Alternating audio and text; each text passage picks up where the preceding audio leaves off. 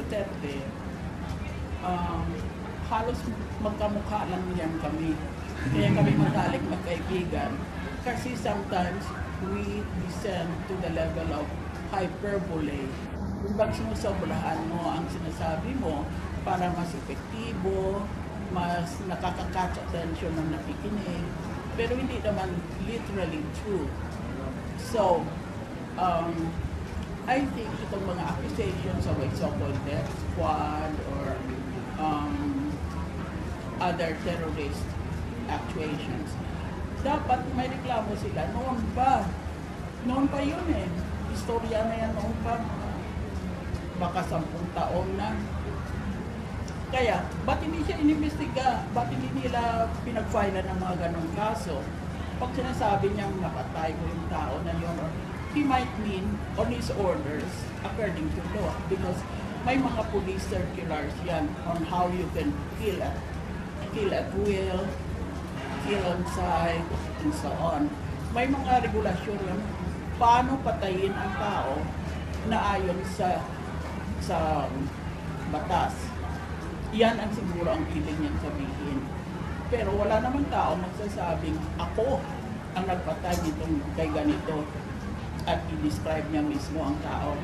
That would be an admission against interest, and he will need the full panoply of judicial defense.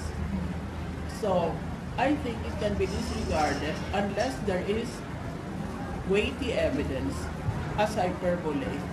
One of those things that politicians sometimes say, sometimes in an exaggerated way, to catch the attention of the public. So you personally don't believe, ma'am, that he's behind all these extrajudicial killings? Unless there is evidence. I was a former judge, and I'm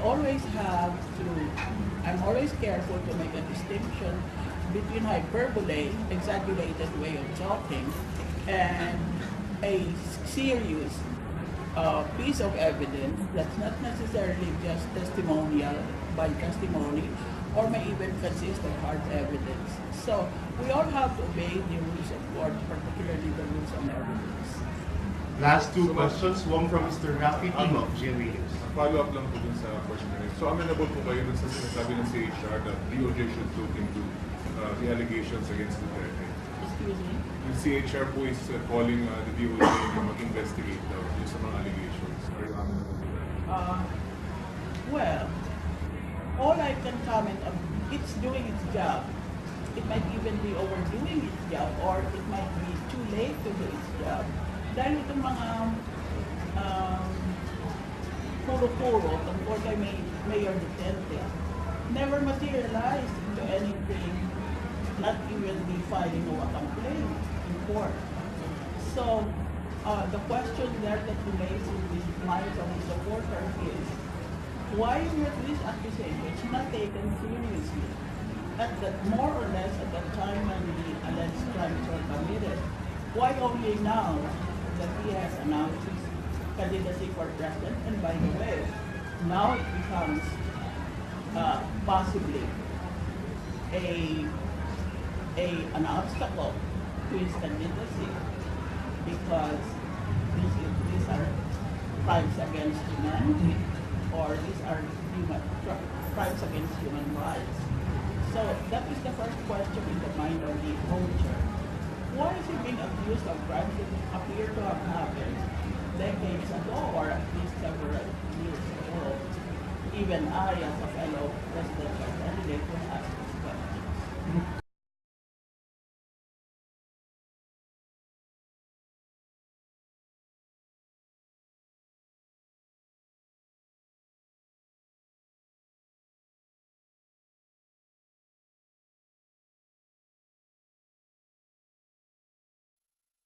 Samantala, mapapahiya raw sa publiko ang mga makakaharap ni Pangulong Rodrigo Duterte na kinatawan ng mga bansa o grupong mag-iimbestiga sa kanyang kampanya kontra droga. At sa gitna nito, nakiisa na rin ang International Criminal Court sa mga nagsasabing nakakabahala na ang mga patayan sa bansa. At yan po ang tinutukan ni Mark Salazar. Labis na ikinababahala ni International Criminal Court Chief Prosecutor Fatou Bensouda ang mga patayan kaugnay ng iligal na droga sa Pilipinas. Kaugnay daw ito ng ulat ng pagkakapatay sa mahigit 3,000 tao sa nakalipas na 3 buwan sa gitna ng kampanya kontra droga. Ang nakababahala pa niya, ang pahayag ng matataas na opisyal ng gobyerno na tila kumukonsinti pa sa ganitong mga pagpatay. Babala ni Prosecutor Bensoda, posibleng makasuhan sa International Criminal Court ang sinumang sangkot sa mga karahasan, kabilang na ang pangungonsinti at pang-iinganyo nito sa anumang paraan. Dahil bahagi raw ang Pilipinas sa jurisdiction ng ICC, may kapangyarihan daw ang ICC na litisin ng mga krimen sa ating bansa, gaya ng genocide, crimes against humanity at war crimes. Patuloy raw na magbabantay ang ICC sa mga pangyayari dito sa Pilipinas. Sa pahayag na ito ng ICC, tila nakahanap ng kakampi si Senadora Laila de Lima sa pag-iimbestiga sa umano'y extrajudicial killing sa bansa. The ICC can always assume jurisdiction if they find enough or sufficient basis to do so. And once it happens, presidential immunity does not apply. Ang kailangan lang, ani de Lima, patunayang gobyerno ang utak ng halos 4,000 ng napapatay sa kampanya kontra droga. Okay, ayaw nila ng state sponsor, di state-inspired. Pareho rin yun eh. Look at all the pronouncements, the bold pronouncements of the president, of his lieutenants like De La Rosa. And then, you know, yung mga reports about policemen themselves doing the killings. Giit ng Malacanang, handa si Pangulong Duterte na harapin ang anumang investigasyon tungkol sa kampanya kontra droga. Hindi rin daw pinahihintulutan ng gobyerno ang mga patayan kontra droga. Marami rin daw sa mga nasawi ay napatay sa legal na police operation na iniimbestigahan ngayon. Sabi rin ni Foreign Affairs Undersecretary Charles Jose, hindi kinukonsinti ng gobyerno ang extrajudicial killings. Sa pagdalo kagabi ni Pangulong Duterte sa business conference ng Philippine Chamber of Commerce and Industry, muling inimbitahan ng Pangulo na mag-imbestiga ang mga pumupuna sa kanyang kampanya kontra droga. Pero pagtitiyak ng Pangulo, mapapahiya ang mga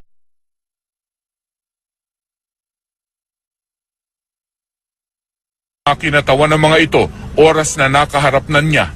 They cannot be brighter than me. Maniwala kayo.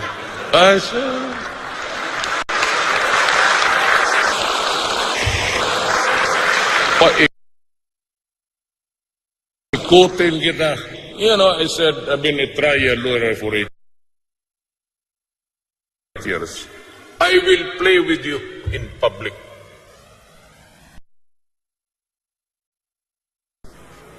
I will ask 5 questions that will humiliate you. And I will ask 10 questions for you to agree with me. Bantayan ninyan, it would be an spectacle. You better watch it all.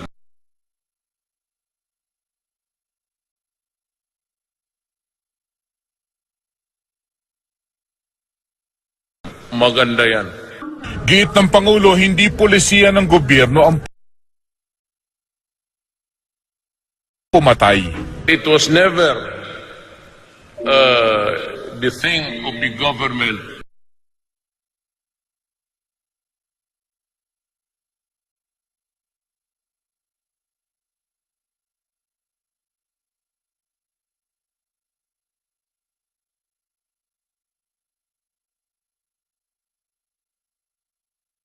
at the outset yung patayan. You don't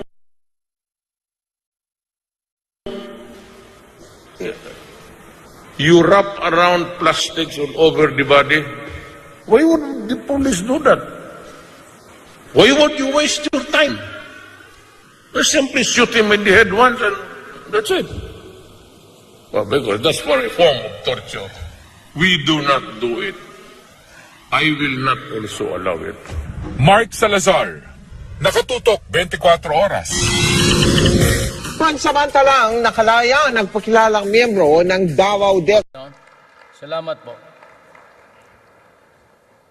Secretary Carlos Dominguez III, Secretary Ramon Lopez, members of the Diplomatic Corps, Mr. George Barcelon, Mr. Angelito Colonna, Ambassador Benedicto Yuico, Mr. Jose Maria Concepcion, participants of the 42nd Philippine Business Conference and Expo concluding ceremony. My fellow workers in government, my beloved countrymen, I do not prepare speeches. I would rather just go ahead with the environment. But from the judging of the crowd, apart from the campaign days, this is the biggest crowd so far that I have addressed. And what is really very pleasing is that all of you have money.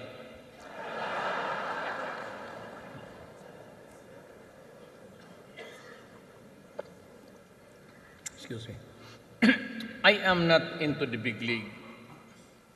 I am just an ordinary Filipino residing somewhere in Mindanao. My city is Davao City, in the midst of a not so peaceful island. And we are doing our best really to make it business friendly if we talk about money. Mindanao holds a great promise in agriculture. Problem is it is beset with the remnants of the rebellion of the yesteryears. There's still a great feeling of nationalism amongst the Muslim population. And there is always the hurt over the centuries, the injustice committed against the Moro people. So in terms of money and agriculture, we talked to Mindanao and we are trying our best really to come up with something. I have talked to the communists, and I would like to thank Norway. They are now in Oslo. The communists and the government panel are talking there, and I would like to thank the government of Norway for its good offices in these talks.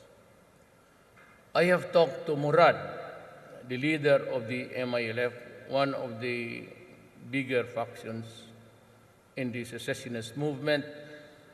And despite the fact that the last time we were considering the BBL, Murad threatened to go to war if there is no BBL.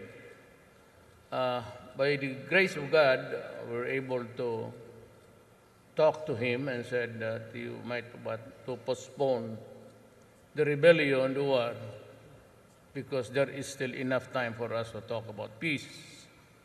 And so with Nor Miswari of the MNLF, practically this is really the picture of what is in Mindanao and the rest of the country.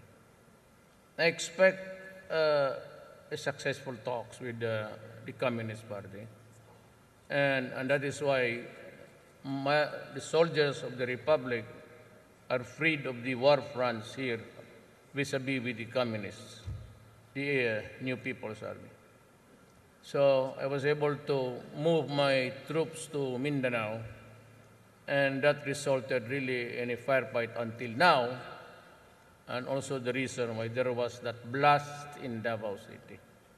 It has always tit for tat for them, and because they are losing heavily because of the concentration of the troops that I have deployed from other areas. Wala nang NPA. At least there is no fighting right now. And because they are suffering heavy losses, there's always a time for retaliation and everything. But I said we are insisting, but this is really how it looks. I have talked to the major fronts. The problem is there is a sector in Mindanao, which until now I cannot convince to talk to us. Why? They are the scholars, and scholars do not carry guns. There are a lot of them, and in some places in Mindanao, aplenty.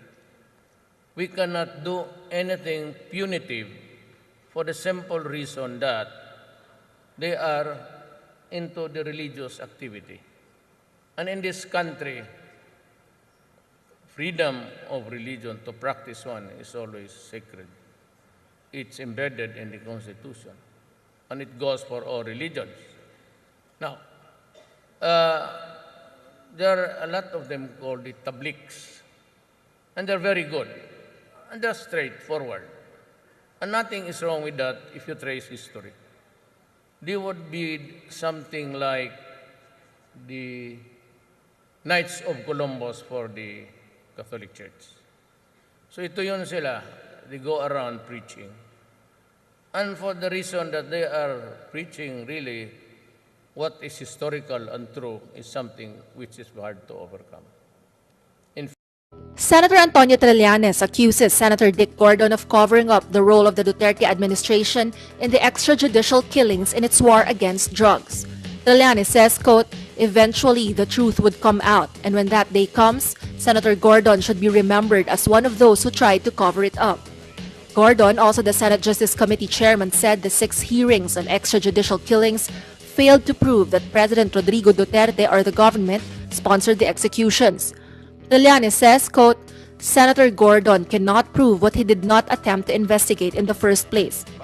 But Senator Panfilo Lacson says the probe on the Davao Death Squad killings may still be reopened if another witness can corroborate self-confessed hitman Edgar Matobato's testimony.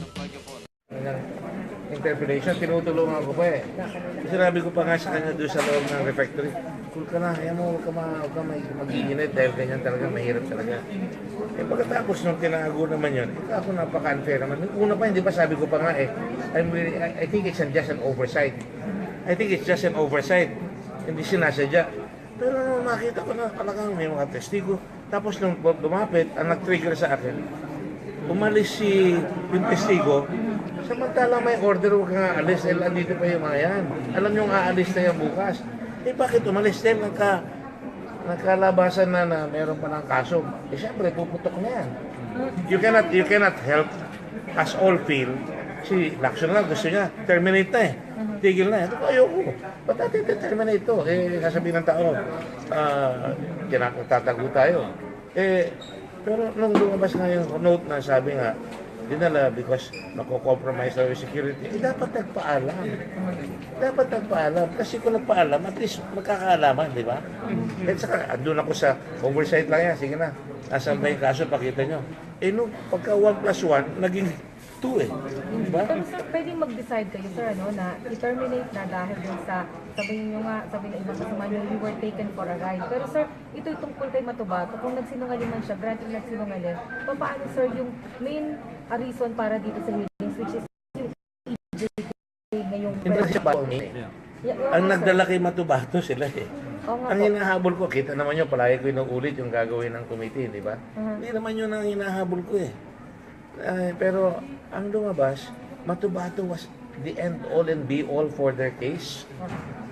Nung mag-i-implode na si Matubato, lahat sila sabi, to my mind as a lawyer, hindi ko dadalhin yung Davao group here, sasabihin lang na, wala kami kinalaman dyan. So paano yun, ibig sabihin, hindi talaga yung EJK na nangyayari ng main purpose, kundi nila Davao at Duterte? Duterte pala yung target eh. Ang target ko, abay, teka, magpaliwanag nga kayo. Eh, dala ko eh, papakita ko sa inyo. Bayan by bayan, ito ang pinatay dyan. Ikaw ang provincial director. General De La Rosa, anong ginagawa mo din sa provincial commander na ito? Hindi siya gumagawa ng kanyang trabaho. Di ba? Doon dapat tayo pupunta para matigil, para mahinahon ang tao.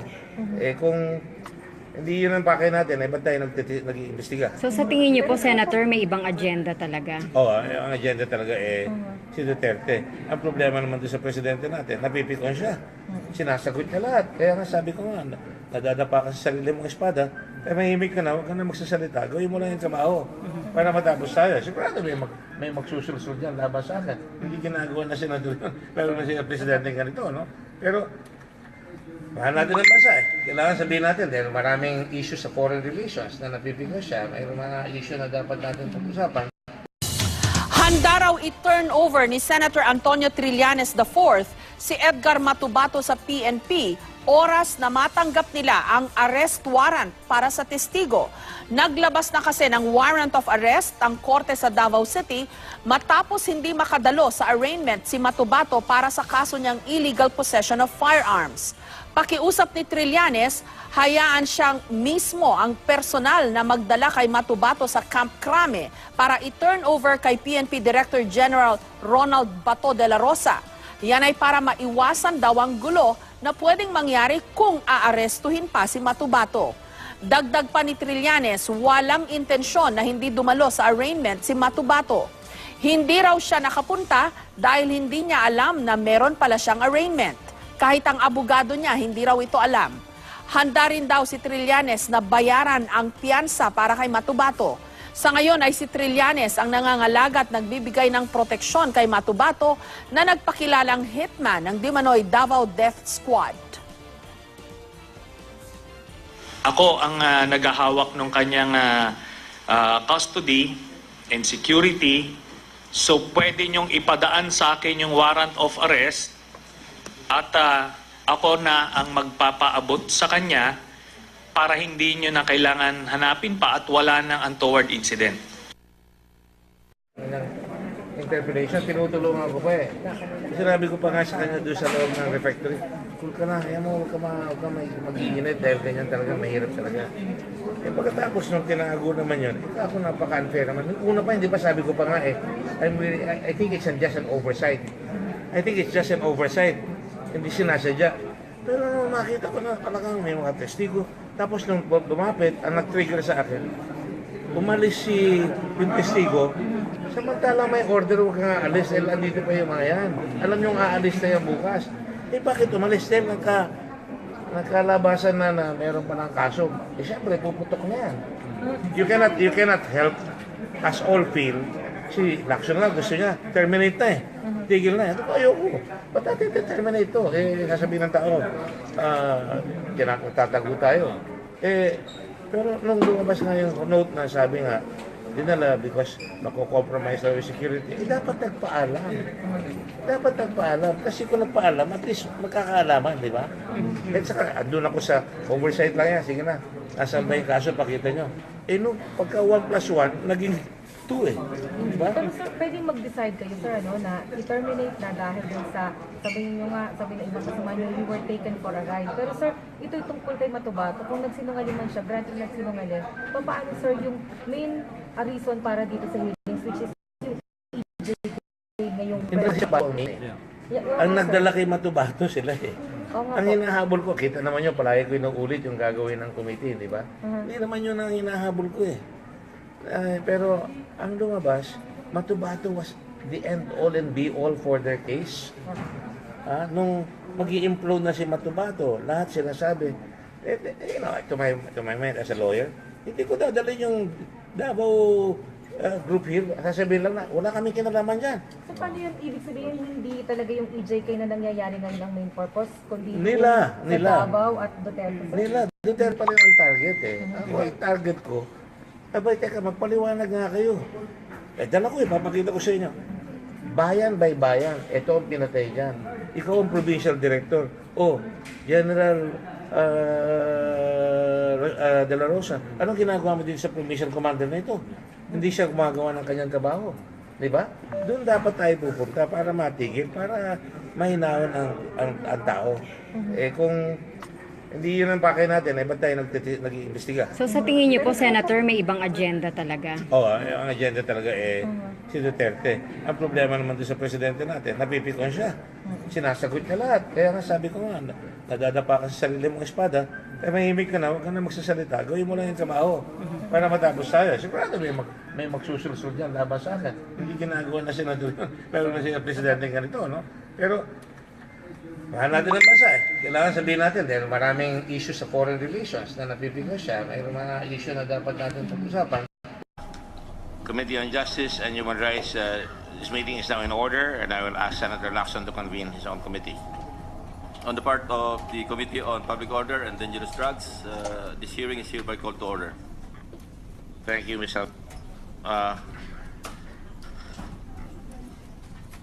We call to order the hearing today on the Committee on Justice and Human Rights jointly with the Committee on Public Order and Dangerous Drugs after having suspended the hearing last 22nd September.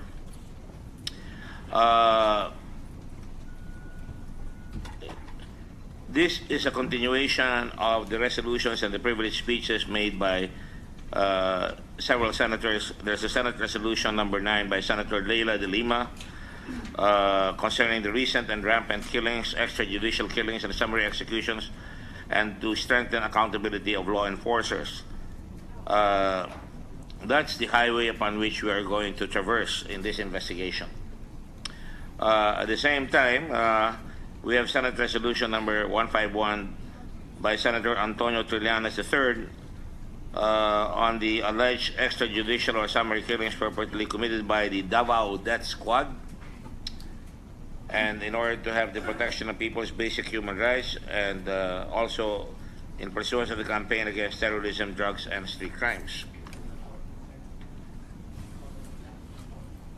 Oh, the fourth. I'm sorry. You mean there are 4 of you?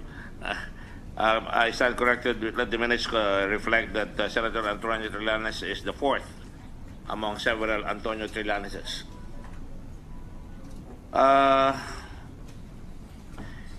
Inasmuch as I am told by the committee secretariat that, and because of the motion made by Senator Leila de Lima, the Davao police are here. And these are the people that have been mentioned in various occasions by different sources, including the senators and including one witness here. We're happy that they have arrived, and let me just acknowledge some of the personalities here that have arrived, and we thank them. Good morning to everyone. First and foremost, the General De La Rosa, Ronald De La Rosa, and General Eleuterio of IAS, Internal Affairs. Is he here? Yes. And of course, Undersecretary Cui. I'm sorry, I should have acknowledged you first. Civilian authority being supreme over the police and the military. Undersecretary of Local Government, and of course, Director La Peñas of the Dangerous Drugs Law, Dangerous Drugs Board, and of course, PIDEA. I'm sorry, PIDEA, and Director Dante Gueran at the National Bureau of Investigation, Director. We also have Police Chief Superintendent Manuel Garlan of Davao, and of course, thank you again to Chief Superintendent Marquez, Augusto Marquez Jr., and also Bartolome Ricardo, Superintendent Bartolome Ricardo of the Philippine Army. And there will be other witnesses that will come over again. But before we call in the witnesses, those of you who have not taken your oaths, will you please stand up so that we can administer the oath? Comsec. Please raise your right hand. Do you solemnly swear to tell the truth, the whole truth, and nothing but the truth in the inquiry? You may sit down. Thank you. Let it be reflected that Colonel Bacardo and Police Chief Superintendent Manuel Garlan have taken their oaths of office. Not only oaths of office, but their oath here.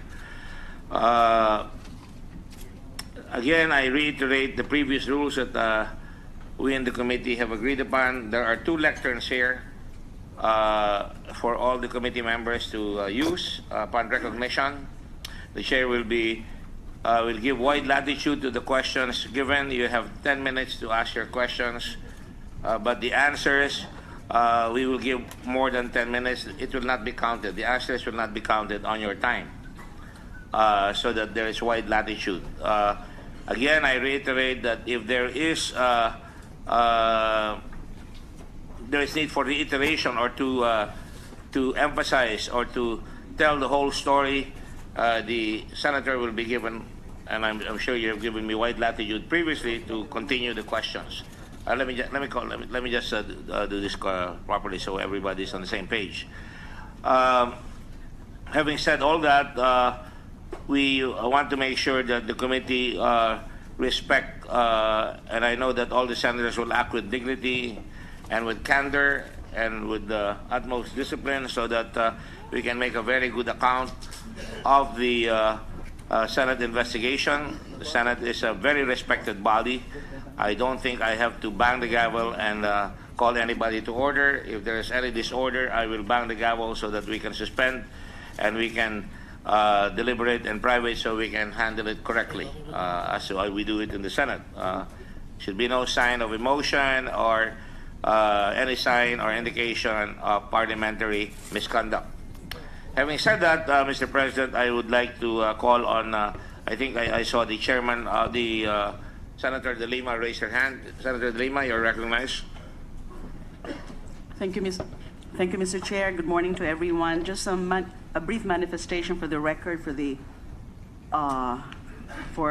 the sake of accuracy, because it was mentioned earlier by the good chair that I was the one, this representation was the one who moved for the issuance of an invitation and or subpoena to the members or the alleged members of the Davao Death Squad, as mentioned by the witness.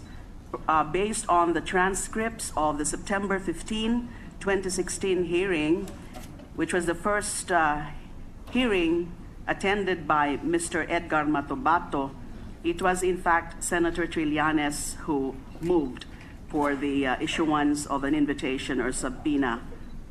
May I just quote, "At any rate, I would first move that we subpoena Vice Mayor Paulo Duterte and all the members of the Davao Death Squad as mentioned by our witness, especially those belonging to the Philippine National Police and the NBI."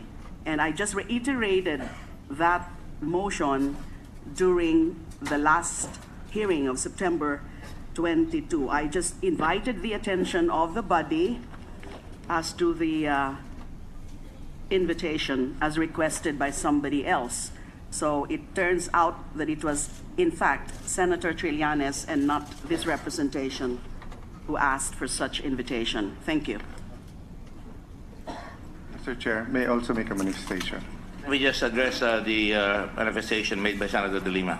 I think I was very clear that all these witnesses were invited by virtue of the privileged speeches as well, which contain your motions. So I think I will stand by my previous remarks. I also want to make sure that when we call these witnesses, this is also by virtue of the resolution made by Senator Trillanes. Now, on the motion, is that which you say is a reiteration that was never carried last time, because I think there was an objection by Senator Subiri. But let me just point out that the committee will later on talk among each other as to whether we will invite them. In the first place, insofar as the Davao Death Squad, there is no finding yet that the Davao Death Squad exists. There is a lot of talk, and that's why we brought them here, to find out whether, in fact, there is an existence of a Davao Death Squad. So it is very difficult for the chair, and as well, I'm sure, with my confrere, Senator Lacson, to, I hope I am not speaking out of turn, Senator Lacson, to invite the Davao Death Squad, because nobody's going to come up and show up just like that.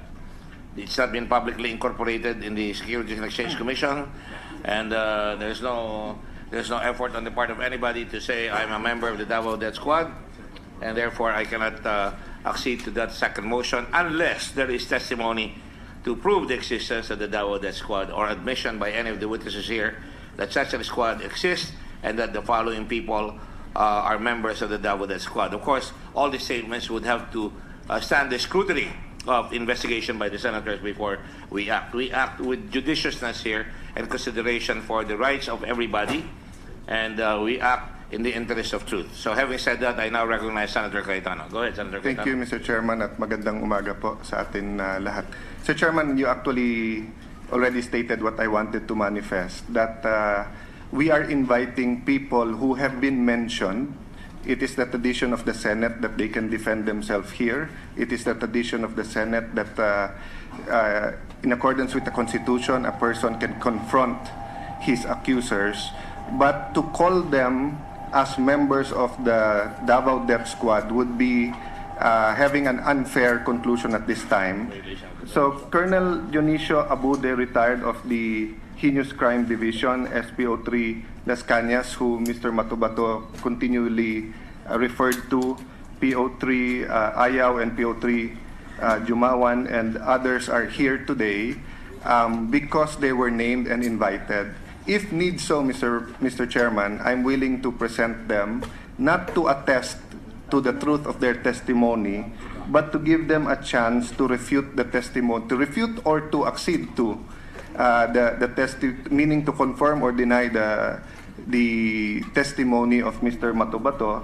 And lastly, Mr. President, as I have mentioned at the start of the hearing, the Duterte administration campaign against drug is not a campaign to kill people indiscriminately, not to get rid of criminals extrajudicially, but is a campaign to save the nation and save the generations from drugs. And these policemen will be able to testify how it was done in Davao. Thank you, Mr. Chair. Thank you. Mr. Chairman. Yes, Senator Lacson. Would it be proper and correct to refer to them as members of the Heinous Crime Division? And I'd like to address that to Senator Cayetano or to Chief Superintendent Gerlan, who's the Director of Police Regional Office 11. Would it be the correct and proper nomenclature, if I may say so? Your Honor, they are not all members of the Heinous Crimes Division, so we can refer them maybe as former members of Police Regional Office 11 in general. Thank you. You say former members. That means to say that they have either retired or have been reassigned to other duties. Yes, Your Honor. Outside of Davao City. If I may give an accounting of the 23 invited, 22 are actually named because one has a double entry. Out of the 22, 12 are still in the active service, and 10 of these are still with the Police Regional Office 11. One is with the PSPG, and one is with the Aviation Security Group, and 10 have already retired, Your Honor. So, in effect, how many are going to be presented here today? We have 16 present, including 4 of the retired personnel, sir. So 4 have retired, and of the 12, they are still in Davao or have been reassigned elsewhere? 10 out of the 12 still in the active service are in Davao, but they are present today, sir. Thank you. All right, so that is very clear. These are policemen that have been assigned in various occasions, either in the Heinous Crimes Division or in other positions, and some of them have retired and some of them are still on duty, not necessarily with the Heinous Crimes Division. Having said that, in response to Senator Cayetano, I will give him the proper time, not necessarily as a presenter of the witness. In fact, one of the things that was worrying both Senator Lacson and myself, sino ba ang magpipresenta sa witness dito? Because ang nag-imbita ay sila Senator De Lima. Hindi naman nagbinta. Ang reference namin ay yung motion at saka yung privilege speech. Kaya kung hindi nila gagawin yun, I suppose kailangan isalang natin ang testigo at magtatanong tayong lahat ngayong araw na ito. At kung makakatulong si Senator Cayetano, kung gusto niyang mag-clarify or he may have some information that we don't have, I will give him wide latitude. Okay? Having said that, we shall now proceed to the hearing per se. I want to remind the COMSEC, because I asked him earlier that there were requests for pending documents, pending requests for documents. I want to know from him if those documents have all been submitted. Yes, sir. Can you please go to the microphone? Because I would want to have a senator say, we requested and that they were ignored. Yes, sir. These documents have been submitted already. We have marked the documents annexes A to L. All right, and these documents are available for every senator Yes, to produce, for- and they will be distributed accordingly. Is that correct? Yes, sir. And they have not been distributed right now. Yet. Sir, What is yes? Sir, we're working on. What is of the yes? address- Have you distributed them or not? Not yet. We're depending on the request of the senator, sir, because we have problems with the manpower and the facilities. I and the don't think we equipment. have problems with the manpower. It's just a question of your execution of this. The Senate President has given me latitude for you to ask other members of other employees here in the Senate for you to be assisted, because I raised that point, because there are voluminous documents. So please make do. Yes, Lead. sir. Yes, sir. We'll do that. All right, thank you. I will expect that in fairness to the senators, that they all are given the necessary documents that have been asked for, so that they can produce and study them and be the basis for questions and judgment. Having said that, we shall call our witnesses now. Is that okay with everybody? Are there any questions? Who shall we call first? Senator Cayetano, I heard you say a certain colonel in charge of the Heinous Crime Division. Or maybe I should ask Chief Superintendent Garland. Sir, may we request that former Senior Superintendent Abudi be the first to present? Chief Superintendent Apulit. Police Senior Superintendent Abudi, sir. Active duty. Retired already, sir. Retired. Abude, A-B-U-D-E. In Bisaya, it used to be Abode. It became Abude. Yes, sir. All right, thank you. Abude. Committee Sec, please call the witness here and should they sit up front here. You notice while we were waiting for him that we place a special podium for the special table for the witness, so that nobody can say that he's being coached. Colonel Abude?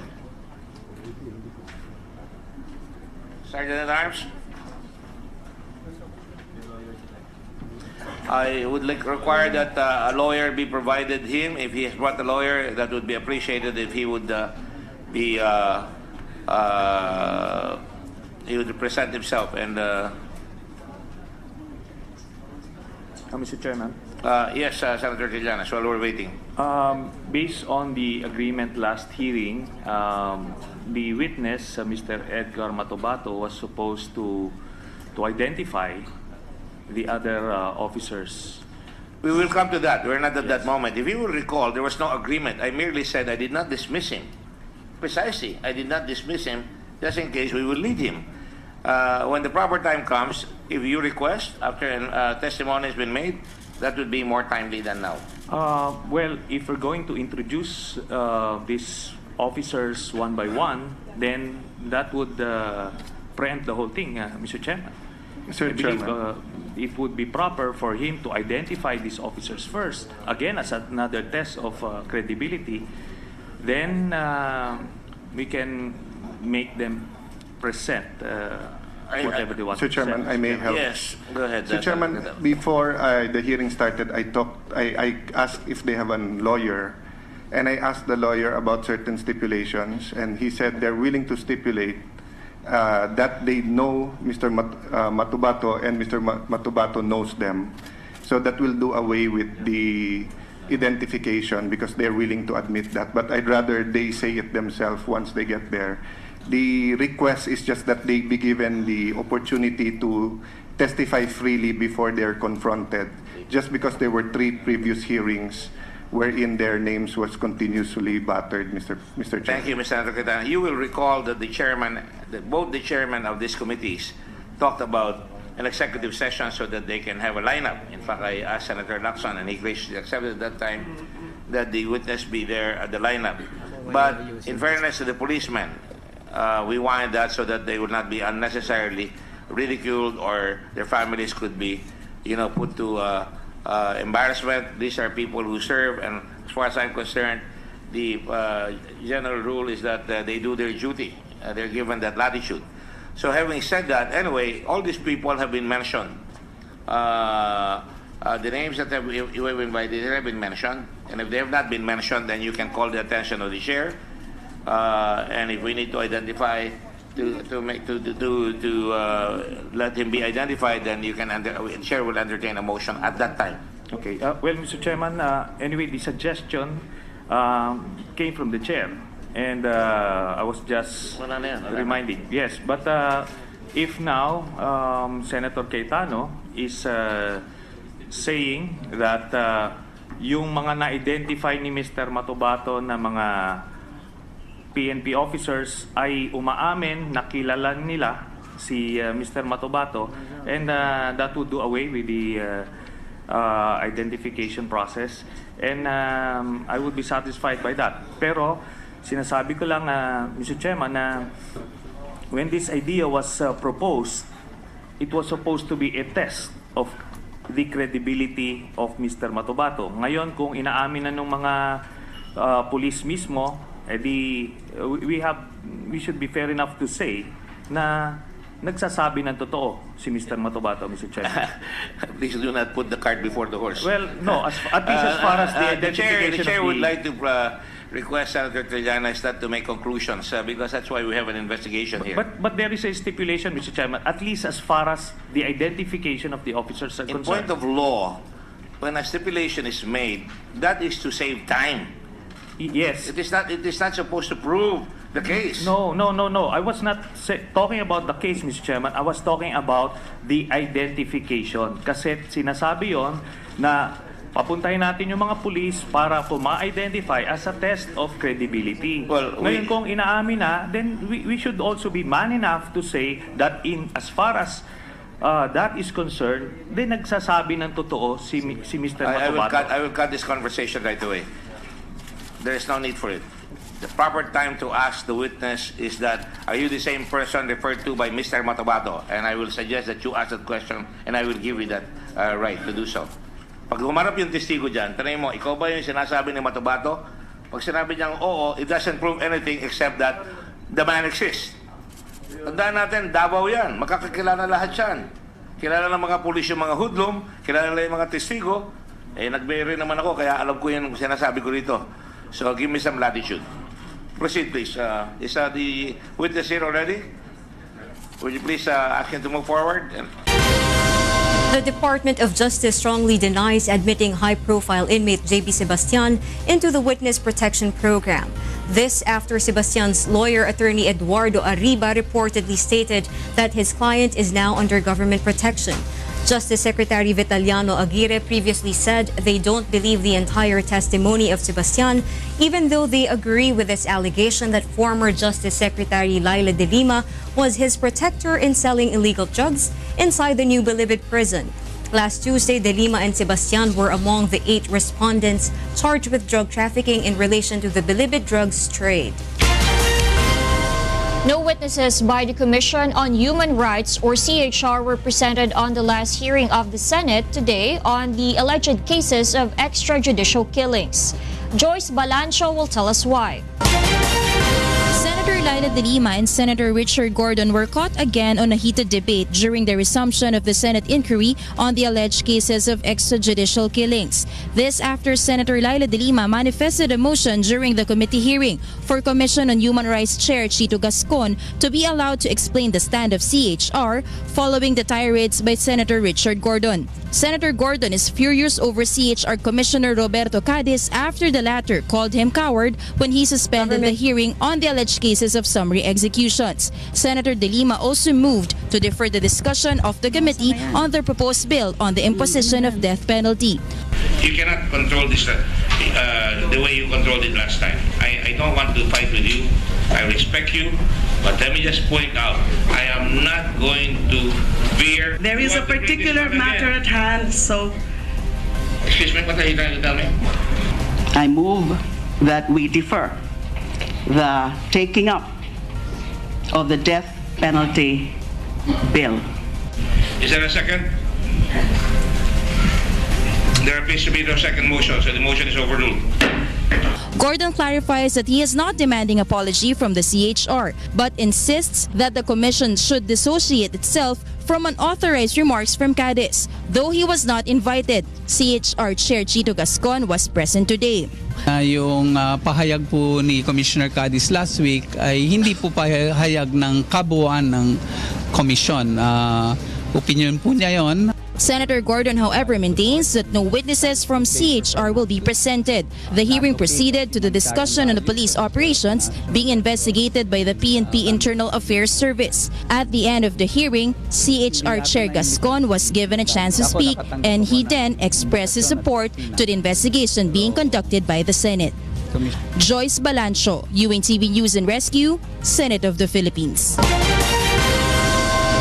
After 6 Senate hearings on alleged cases of extrajudicial killings, Committee Chair Senator Richard Gordon says they have not found any proof that rampant killings are state-sponsored. Joyce Balancho is back to tell us why.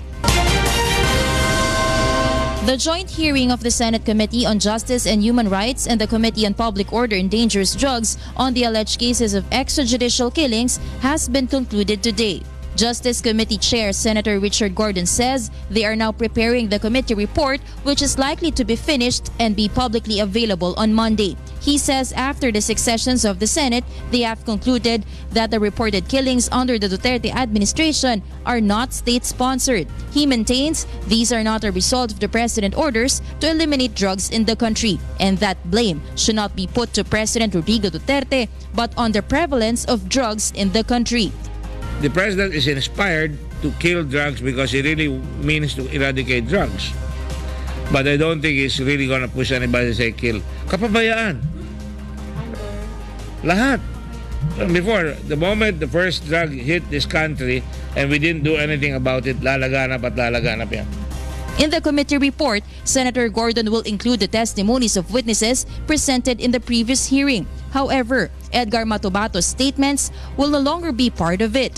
He says Matubato lost his credibility due to his inconsistent statements and attempts to implicate then Davao Mayor Rodrigo Duterte while concealing some pertinent information about him.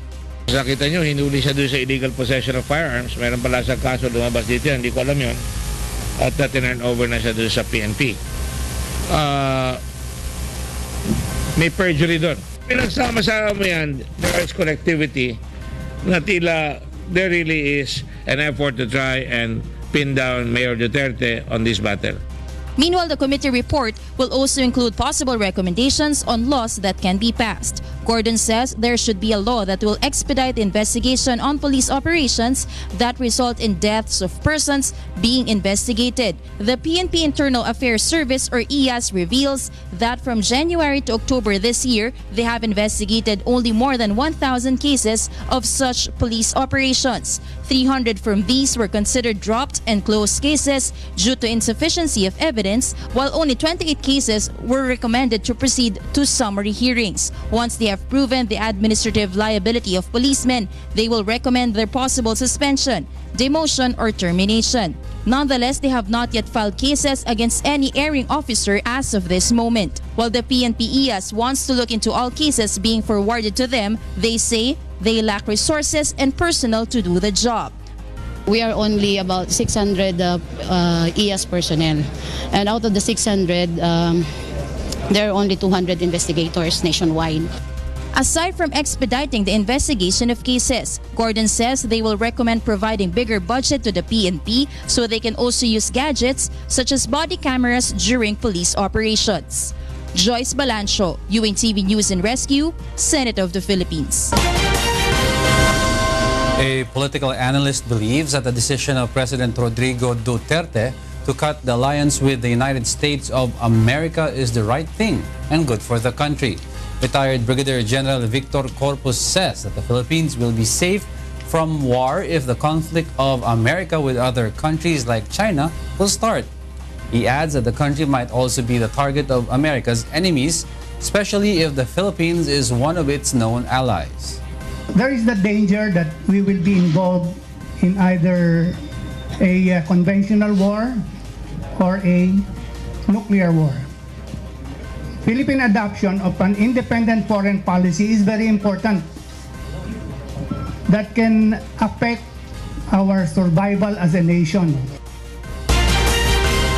President Rodrigo Duterte orders the creation of a presidential task force that will focus on the resolution of abuses against the members of the media in the country. Rosalie Cos will tell us why. Threats against members of the media via online can now be fought through the Presidential Task Force on Violence Against Media Workers. This after Malacanang formulates the implementing rules and regulations of Administrative Order No. 1 signed by President Rodrigo Duterte on October 11, 2016. Binuo ng ating Pangulo itong Presidential Task Force on Violations of the Right to Life, Liberty, and Security of the Members of the Media. So nandyan po yung security of the members of the media. Justice Secretary Vitaliano Aguirre II will take the chairmanship of the task force. He is joined by Presidential Communications Secretary Martin Andanar, DILG Secretary Ismael Sueno, Defense Secretary Delphine Lorenzana, Solicitor General Jose Calida, AFP Chief of Staff General Ricardo Visaya, PNP Chief Ronald De La Rosa, NBI Director Dante Heran, and Presidential Human Rights Committee. The Commission on Human Rights as well as the Ombudsman and various media organizations will serve as observers and resource persons. Tutulungan natin yung pagbigay ng hustisya doon sa mga unresolved cases, yung mga hindi pa na papailan ng kaso. At bibilisan din natin ang proseso para mas lalong matulungan sa lalong mas madaling panahon yung mga kapatid natin sa industriya. It can be recalled that in 2015, a report of the International Federation of Journalists says that the Philippines is the deadliest country in Southeast Asia for journalists. The increasing number of media killings had prompted the president to create the said task force. Rosalie Cos, UNTV News and Rescue, Malacanang. The segregation of detainees with illegal drug cases has sparked a protest in Manila City Jail. Roderick Mendoza will tell us why. At least 35 detainees and 4 jail personnel were injured in a protest initiated by a gang in Manila City Jail. Several members of Batang City Jail started a noise barrage this morning. A commotion ensued when jail guards moved in to control the situation. Some inmates fell from the roof and the stones were hurled on the jail guards. We have to employ the necessary amount of force naman para i-control yung situation. Jail officials claim Batang City Jail protested the segregation of their gang mates who are facing drug-related cases. Ang hindi lang po sumunod dito ay yung Batang City Jail. Dahil po ang plano kasi dito at kasulukuyang ginagawa, ongoing po, ang transfer ng mga drug-related cases. Siniseparate po natin yung mga drug-related cases sa ibang dorm. At yung non-drug po ay sa ibang dorm din. Ngayon, inumpisahan na rin po natin ang pagbuwag sa mga pangkat. Kung yun po ang magiging dahilan para sa pagbabago, sangayon po kami, Rosa. Despite the incident, segregation of detainees will proceed as directed by BJMP leadership.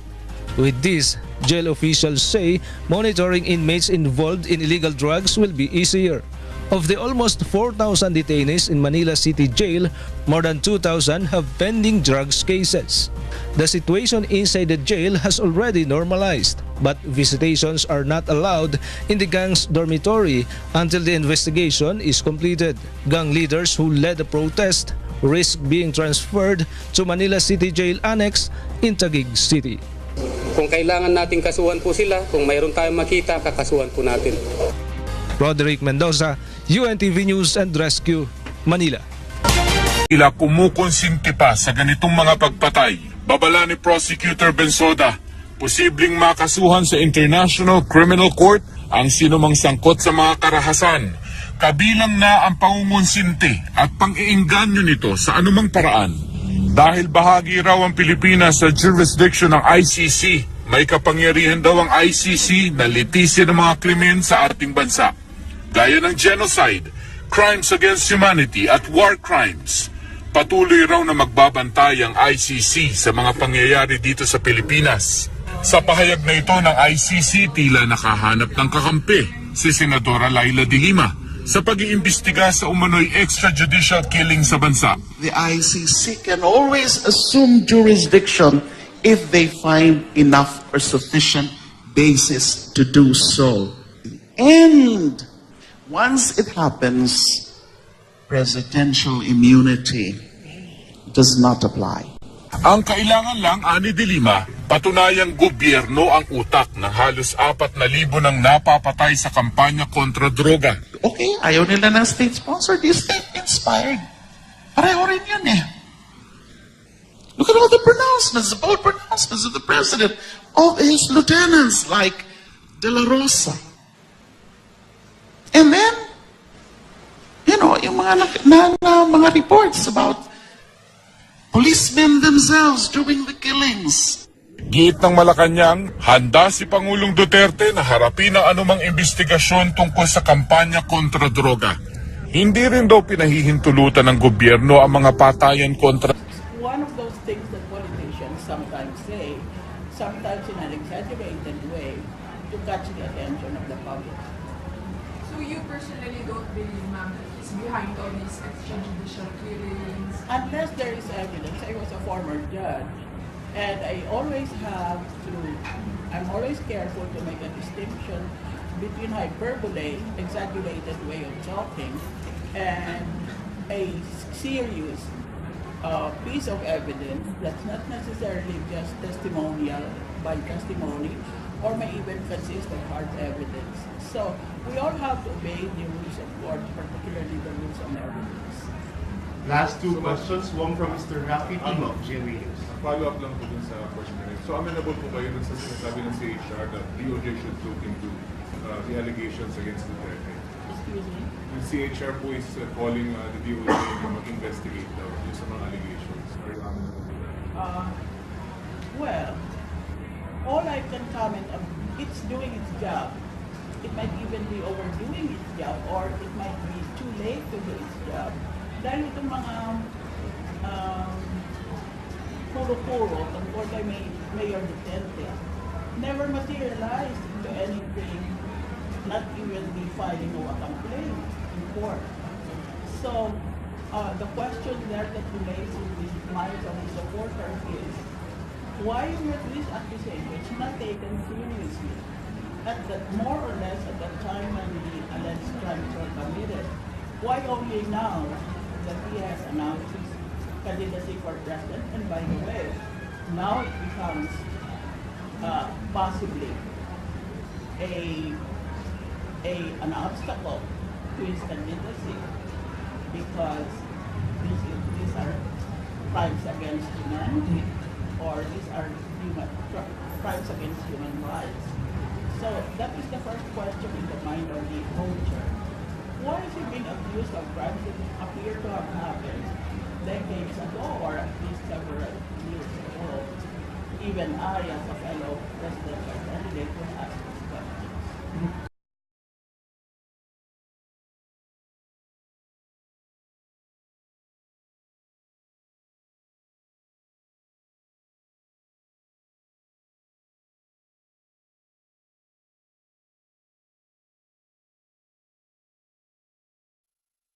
Samantala, mapapahiya raw sa publiko ang mga makakaharap ni Pangulong Rodrigo Duterte na kinatawan ng mga bansa o grupong mag-iimbestiga sa kanyang kampanya kontra droga. At sa gitna nito, nakiisa na rin ang International Criminal Court sa mga nagsasabing nakakabahala na ang mga patayan sa bansa. At yan po ang tinutukan ni Mark Salazar. Labis na ikinababahala ni International Criminal Court Chief Prosecutor Fatou Bensouda ang mga patayan kaugnay ng iligal na droga sa Pilipinas. Kaugnay daw ito ng ulat ng pagkakapatay sa mahigit 3,000 tao sa nakalipas na 3 buwan sa gitna ng kampanya kontra droga. Ang nakababahala pa niya ang pahayag ng matataas na opisyal ng gobyerno na halos magkamukha lang yan kami. Kaya kami matalik magkaibigan. Kasi sometimes we descend to the level of hyperbole. Kung ba't sinusobrahan mo ang sinasabi mo para mas epektibo, mas nakaka-catch attention ng nakikinig, pero hindi naman literally true. So,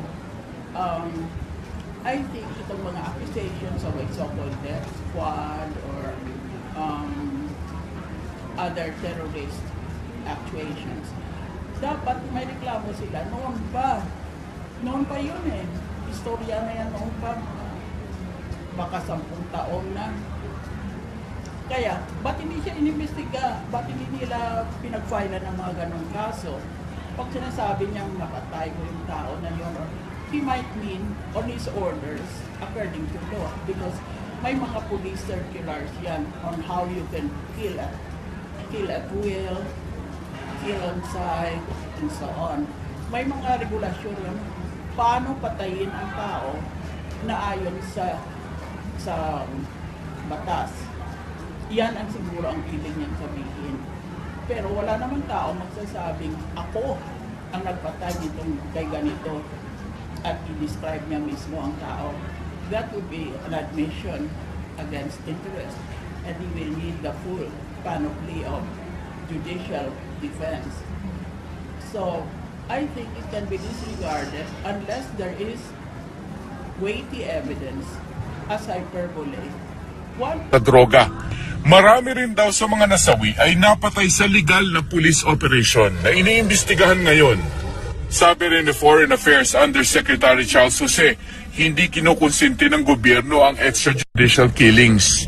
Sa pagdalo kagabi ni Pangulong Duterte sa business conference ng Philippine Chamber of Commerce and Industry, muling inimbitahan ng Pangulo na mag-imbestiga ang mga pumupuna sa kanyang kampanya kontra droga.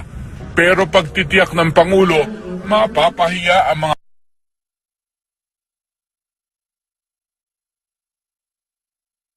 kinatawan ng mga ito oras na nakaharap na niya. They cannot be brighter than me. Maniwala kayo.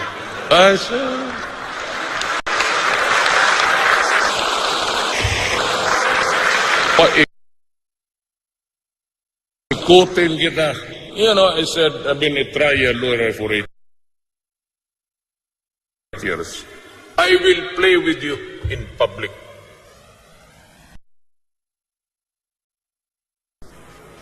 I will ask 5 questions that will humiliate you. And I will ask 10 questions for you to agree with me. Bantayan ninyan, it would be an spectacle. You better watch it all.